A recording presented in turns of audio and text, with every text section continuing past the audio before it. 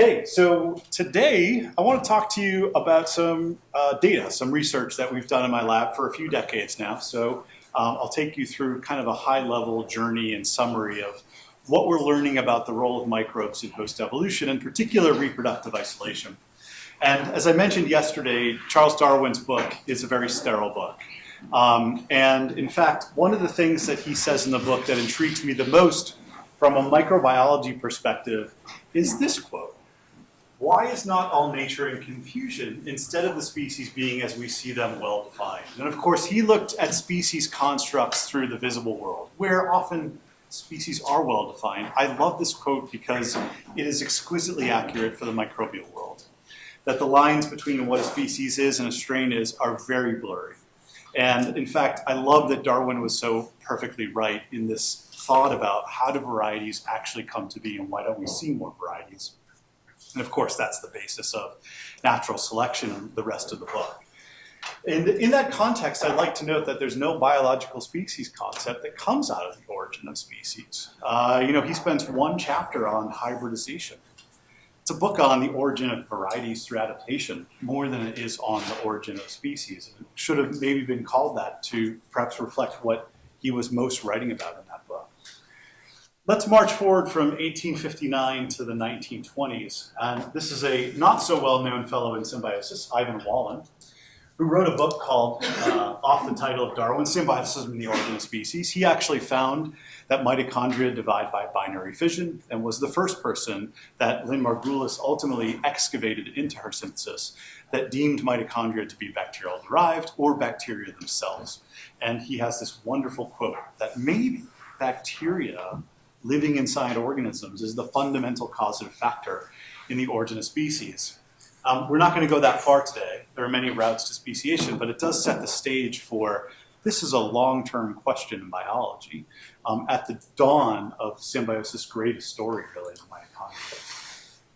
So what happened to Wallen? Well, in 1927, population Drosophila geneticist H.J. Muller does some X-ray radiation genetics, finds that genes and inheritance through genes are the stuff of varieties, and Wallen sort of gets lost to history, and genetics takes off in the visible world. In fact, it gets so sort of polarized at this point in the history of biology that Thomas Hunt Morgan, another founder of PopGen and Drosophila genetics, says the cytoplasm can be ignored genetically. Now imagine if somebody today said the holobiont can be ignored symbiotically. What would we say? What do we reflect on when the elites sort of proclamize that something should be stuck in the way it is rather than the way we are forging it to be? A little dose of social science there as well. So this is Dobzhansky's group. We're in the 1970s now with his former and current students. There's one individual here, Lee Ehrman. You'll notice she's the only female from the Dobzhansky group here. And she publishes an iconic paper on the microorganismal basis of hybrid sterility in Drosophila polystorum. This really cracks open the door of the first case of a microbial and therefore curable basis to what has traditionally been deemed a nuclear genetic process in the visible world. Of course, Lynn Margulis is a huge proponent of speciation by symbiosis. Synthetically, yes, but operationally, no. She didn't produce any data on this topic, though she loved to write about it in this broader context. So it left a lot to be desired for the field. Where do microbes sit in the origin of new host lineages and species? So these are 4 motivational questions that I ask in our lab. And our lab asks about the importance of microbes and speciation. Arguably, each one of these we don't have an excellent answer to, but we do have some answers that have emerged over the last couple decades. These are important questions for theory as much as they are for experimental biologists.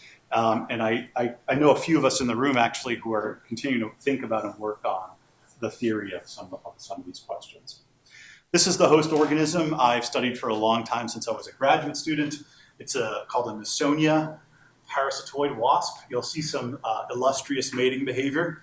It gets a little X-rated, so bear with the video. But I'll tell you the story about Nasonia along the way and its symbionts, because in the embryo or the egg there is a green cocktail of Wolbachia symbionts that are vertically inherited from the mother's ovaries to the developing eggs. These are maternally inherited bacteria.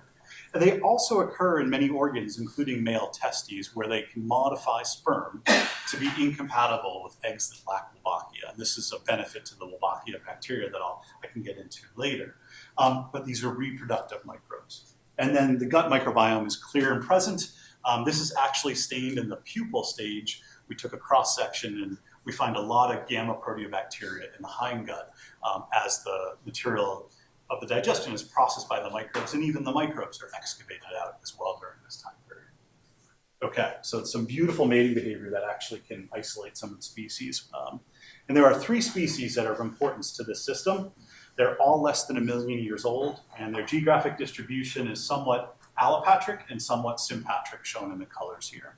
But those details we can skip over for now. So the Wolbachia bacteria in the reproductive tissues cause a sperm-egg incompatibility. And each species of Nasonia has their own Wolbachia that encrypts the sperm and egg in their own way. And when we antibiotically cure these species, something different happens when we hybridize them. Because you'll notice in the presence of Wolbachia, these 2 species with different first letters can't interbreed. They don't produce any F1 hybrids. And the same is for the older species pair, 1 million years old, and the younger species pair, which is 400,000 years old. It's astonishing that actually the presence of Wolbachia is controlling most of this F1 hybrid lethality. This is when we've cured the Nasonia, we rebreed them in the lab, and we can restore compatibility even in the older species pair, and sometimes to a stronger degree in the younger species pair, as you see here in this cross. So the primary hybrid lethality barrier is largely infectiously microbial-driven by Wolbachia sperm-egg modifications. And for a while, that intrigued us as a case where it was clear and present that during a young speciation event, microbes can come in by horizontal transfer, then be vertically inherited, and establish strong isolation between allopatric and sympatric species. It's kind of the magic potion that we would have wanted for a speciation by symbiosis case. Since then, a lot of folks have looked at this in other systems, and Drosophila and other insects, and it continues to be a rising case, but not a huge number of cases. And we've also turned our lens to other types of microbes in what I would think of as the onion, the symbiotic onion of Nasonia, and the first layer is this F1 hybrid lethality. The second layer, though, comes in with the gut microbiome. And what we've learned about Nasonia through the gut microbiome in an evolutionary lens is that there is a strong pattern of phylosymbiosis defined as the title shows you up top. So host phylogeny completely recapitulates the relationships based on beta diversity of the microbiomes. And so these little phylogenies just indicate the taxa, the microbial taxa that are in those microbiomes. And so this is sort of an indication that there's crosstalk in some way between the host and the microbiome in a controlled laboratory setting where geography doesn't vary, diet doesn't vary, and yet they still maintain what we call a phylosymbiotic signal in their microbiome. Moreover, that signal is so strong that using machine learning tools, we can predict with 89% accuracy just based on the microbiome what host species that microbiome belongs to. And we see that over and over in our phylosymbiotic analyses across the animal kingdom, that microbiomes provide a degree of host species distinguishability. It's not universal, but it's certainly very common. One question that emerges in this framework is this just a pattern irrelevant to function, or is it functionally relevant to the biology of these species? And a major question in our field is there selection operating on these patterns that might inform why we see phylosymbiosis or holobiontic compositions? This is a depiction of the Nasonia primary 3 species. And what we've done in this experiment is we remove their microbiome and make them germ-free, which was not an easy feat because they're parasitoid wasps. They require other insects to feed on, but we did it. And then we put microbiomes from each of the conventional lineages back into this germ-free recipient. And our prediction is that if microbiomes form alliances in an evolutionary informed manner, when a host gets its own microbiome, it has better fitness than when it gets a foreign microbiome or a sister species microbiome. And that's evolutionary informed by the divergence. So a more divergent species with a divergent microbiome has a higher fitness cost. This is classic sort of co-adaptation type stuff for nuclear genes and mitochondria, but we're now doing that with the microbiome. So let's see what we get. And I'm going to summarize this just because it's a short talk. But what we find is indeed an evolutionary informed pattern to survival. That when we put the microbiome into a larvae, as that larvae develops through pupation and adulthood, we can see up to a 43% reduction in the rate of pupation and therefore the rate of survival to adulthood. And these are the maximum costs in fitness, but they are lower than this as you get evolutionary form to what microbiome this individual species receives. And so this is a strong indication that selective pressures, at the very least, are shaping the alliance that determines fitness, and their survival in this case, of the composition of the holobiome. So getting back to the speciation part then, what happens when we interbreed these species? And in this case, we remove Wolbachia, so they are interbreedable, as you saw in the F1 generation earlier, but we're asking about the F2 generation here. Do the hybrids live or die?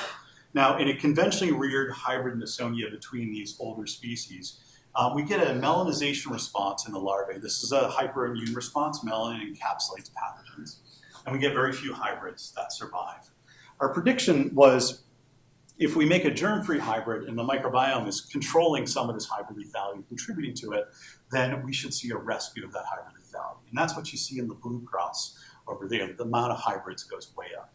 And then if we put select bacteria from the conventional microbiome back into these germ-free larvae, we can reinstate a degree of the hybrid lethality, and indeed we can.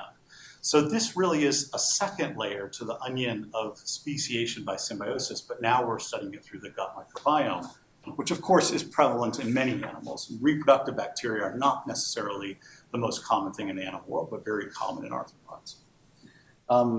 I'll just end with, this is more common than we think it is. So these are some case studies that we reviewed during COVID of hybrid animals that have some kind of alteration to their microbiome, their fitness, or their metabolism. I'm going to move to final model that grounds some of the theory for why I think this is a fascinating area. And I know some colleagues in the room are actually working on this question. It might be more that we can do, which is when you take a speciation model with 3 nuclear genes, and you ask how many hybrid incompatibilities can evolve over time as those 3 genes diverge, you estimate, based on the Bates and Dubzansky-Muller model, that there are 3 red arrows that indicate incompatible genetic interactions. But when we simply replace 1 nuclear gene with a symbiont that horizontally transmits in, that affords opportunity for various changes that increase the amount of hybrid incompatibilities with the microbiome by 2-fold. And that's just the beginning simple model. The question then becomes, what happens when we have 4 genes and 5 genes and so forth? And as I heard from Drew in the room today, or yesterday, that we are seeing exponential growth in the number of hybrid incompatibilities in the presence of symbionts. I'll stop there and thank you guys for listening.